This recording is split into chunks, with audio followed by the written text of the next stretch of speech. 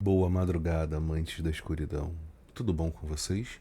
Eu sou Jean Leal e vocês estão no Escuridão Encantada, o nosso canal de terror aqui no YouTube, aonde o terror mora. Sejam todos muito bem-vindos. Hoje eu trago 3 relatos reais, coisas que aconteceram com pessoas que foram enviados a mim. Um eu recebi por e-mail, um eu recebi de uma amiga por WhatsApp e o outro é um relato que aconteceu comigo há muitos anos atrás, mais ou menos uns 17 anos atrás. Então, por gentileza, deixem um like, se inscrevam no canal. Eu vejo que no canal a maior parte das pessoas que passam por aqui elas não são inscritas, então pensem em se inscrever, considerem isso para ajudar o desenvolvimento e o crescimento do canal. Dito isso tudo, peguem fones de ouvido, sentem-se num lugar confortáveis, nunca esqueçam do cafezinho e vamos para os vídeos.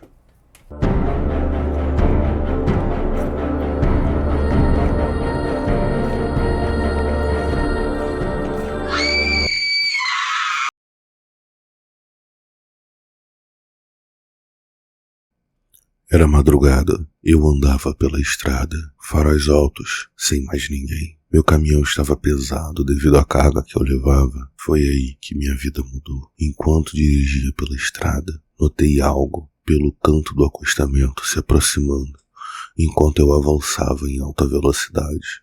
Quando me aproximei, a imagem desapareceu misteriosamente. Um frio percorreu a minha espinha, mas poderia ser apenas o reflexo da lanterna do caminhão. E assim, continuei a seguir a estrada. Estava passando pelo interior de Minas Gerais, me destinando ao Rio de Janeiro, quando mais uma vez, bem ao longe, vi aquela mesma imagem, porém agora ela estava atravessando a via. Eu me benzi, aumentei o rádio para distrair a mente. Sei que a estrada prega peças e que caminhoneiros desavisados como eu podem ser surpreendidos. Muito prazer. Eu sou Sebastião e estou contando uma das minhas histórias que aconteceram no ano de 1999.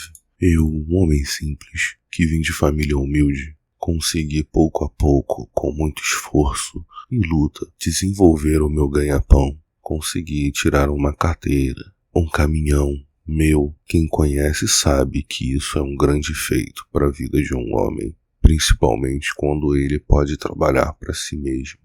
Então assim eu podia ter tempo com a minha família, mas eu já estava há uns 15 dias na estrada, a saudade de casa apertava, cada dia me sentia mais angustiado e triste, mas ainda assim a recompensa no final é boa, então colocava isso na minha cabeça e das coisas boas que podia proporcionar à minha família quando eu chegasse em casa. Meu pequeno Juca, meu filho de 5 anos, deveria estar com saudades, mas em breve eu iria voltar e poder recompensá-lo. E assim era a vida, um pouco triste e solitária nas estradas do nosso Brasil. Nessa noite, já eram por volta de 3 da manhã. Eu tentara dormir, parado num posto a alguns quilômetros atrás, mas alguma coisa não me deixou dormir. Não conseguia pregar os olhos de jeito nenhum. E então resolvi continuar a minha estrada. Ainda faltavam alguns bons quilômetros para o meu local de destino, em Campo Grande, no Rio de Janeiro. E assim, liguei o caminhão, peguei o meu café e parti. Bom, a estrada estava gostosa, não havia trânsito e poder dirigir assim é muito bom. Eu passava num trecho no interior de Minas Gerais quando isso aconteceu. Eu estava em alta velocidade quando vi a primeira vez, quando passou pelo acostamento, aquele vulto branco que se desmanchou nas névoas da noite. Enquanto seguia, fiquei mais atento. De repente, você fica mais alerta quando esse tipo de coisa acontece com você. Segui tranquilamente, da mesma forma de sempre. Quando vi, mais à frente atravessando a pista, aquele mesmo vulto branco. Eu tive certeza que era o mesmo tamanho e se movia de forma semelhante. Conforme me aproximei, aquele vulto entrou no outro lado da pista, onde parecia haver uma pequena floresta. As árvores vinham cercando a estrada há algum tempo, e de fato, não tinha muito lugar aonde entrar. Não haviam ruas, eu não lembro de ter passado por nenhuma rua nos últimos 10 quilômetros. e não continuava a passar por nenhuma. Quando menos esperei, um ar gelado tomou a cabine do caminhão. Um arrepio me percorreu a espinha. Os vidros começaram a embaçar. Um gelo subiu pelas minhas pernas, fazendo-las ficarem dormentes. Um pouco de desespero começou a crescer dentro do meu peito. Quando olhei pelo espelho interno, minha alma congelou. Atrás de mim, na minha cama, havia uma presença. Eu não podia chamar aquilo de pessoa, apesar de ter o formato de um humano, mas era pálido, parecia quase transparente.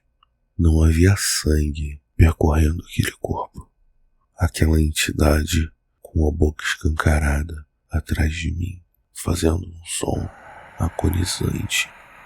Eu não consegui me mover. Fiquei tomado de terror. O medo travou e congelou todo o meu corpo quando perdi o controle do caminhão e ele foi direto para o lado de fora. Acordei com os bombeiros serrando partes do caminhão para me tirar de lá de dentro. Eu estava desesperado. Estava preso dentro do caminhão. Eu não sentia minhas pernas. Algo estava atravessando parte da minha barriga. Toda a minha carga estava derramada na pista. Eu achei que ia morrer. E ninguém ia acreditar o porquê que aquilo aconteceu. Até hoje eu sinto essa presença. Sempre que eu entro dentro do caminhão. Eu estou bem. Faço tratamentos. Já tem alguns anos que aconteceram isso. Mas eu nunca mais consegui dirigir um caminhão.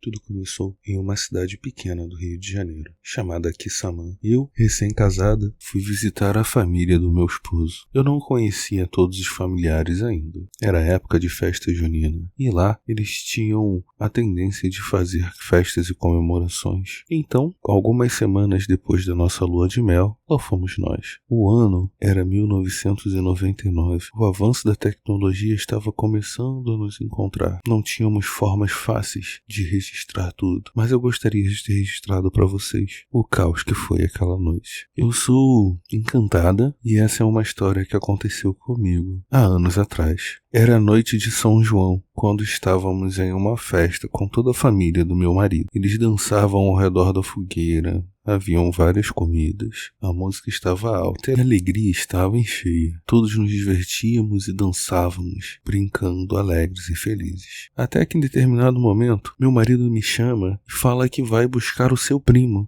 que mora a algumas quadras dali, e já era para ele ter chego, mas ele deve ter dormido no sofá. Eu me ofereci a ir com ele, mas minha sogra me conteve e falou: fica com a gente aqui, deixa que ele vai acordar o Juninho. E então eu fiquei. De fato, aonde estávamos era um lugar bem rural, tinha uma floresta por perto, era um lugar bem escuro, com casas afastadas, interior, né? E então, alguns momentos depois, ouvimos um grito que vinha da mata.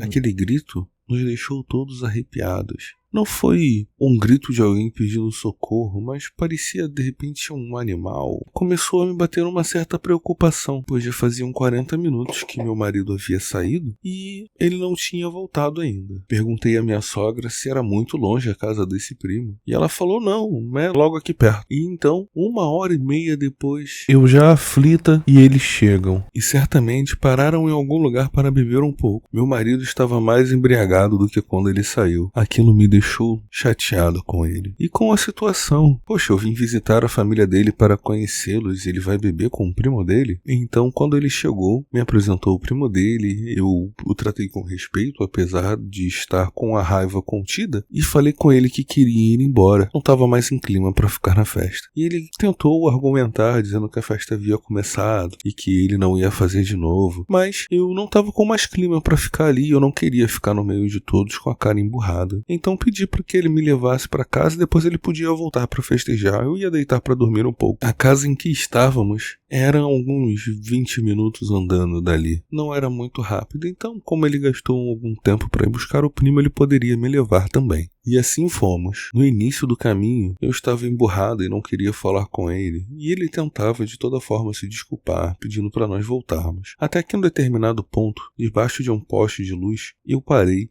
e o ouvi. Então eu disse que estava chateada com a situação e que eu não queria estar ali estragando ele se divertindo, aquela coisa toda que quando a gente fala de cabeça quente. Então que aquele grito de novo cortou a nossa conversa.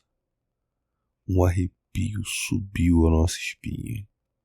E então ele falou para mim: eu acho melhor a gente voltar. Só que nós já estávamos mais próximos da nossa casa do que da festa. E ele falou: não é bom a gente ficar sozinho, eu tô com medo, esse grito é muito estranho. Não é o tipo de coisa que a gente ouve normalmente por aqui, alguma coisa tá acontecendo. Alguns metros ao longe, ouvimos um farfalhar de folhas, como se tivesse alguém andando ali pelo meio do mato. Não tinha certeza se uma pessoa ou um animal. Então, que ouvimos aquele grito agora, de mais perto, e nos gelou a alma. A vontade era de sair correndo. Então sim, eu peguei a mão do meu marido e comecei a puxá-lo para a direção da casa, para que saíssemos correndo. Meu marido estava gelado, com medo, sua mão chegava a tremer. Mas de qualquer forma nós não poderíamos ficar ali esperando o que estivesse por vir. Quando começamos a correr, algo passou na nossa frente numa velocidade tão incrível que nós só vimos um vulto. Quando olhei para a direção de onde aquele vulto foi, só Deus sabe como me arrependi. Na nossa frente havia um homem. Ele tinha por volta de 2,50 metros de altura. Era bizarramente alto, forte. Seu corpo era coberto por pelos longos e negros. Seus olhos eram amarelos, brilhando puro ódio e fúria. Na sua boca, escancarada, dentes afiados e enormes. Eu gritei e fiquei paralisada. Senti por um momento meu marido puxando a minha mão e nos fazendo correr de volta na direção da festa. Mais uma vez, aquele grito. E então minhas pernas responderam. Eu comecei a correr como se não houvesse amanhã na direção da festa. Quando chegamos lá, aí eu olhei para trás e não havia mais nada. Nem o rastro daquela criatura bizarra que eu acabei de ver. Mas só acredito que foi o próprio demônio que veio nos visitar. O demônio vigia de perto todas as discussões e intrigas para se aproveitar do melhor momento. Meu sogro disse que foi um lobisomem, que ele já ouviu falar sobre isso por ali. Agora estamos bem. Sigo minha vida normalmente. Muito obrigado por ler o meu relato e sucesso no seu canal.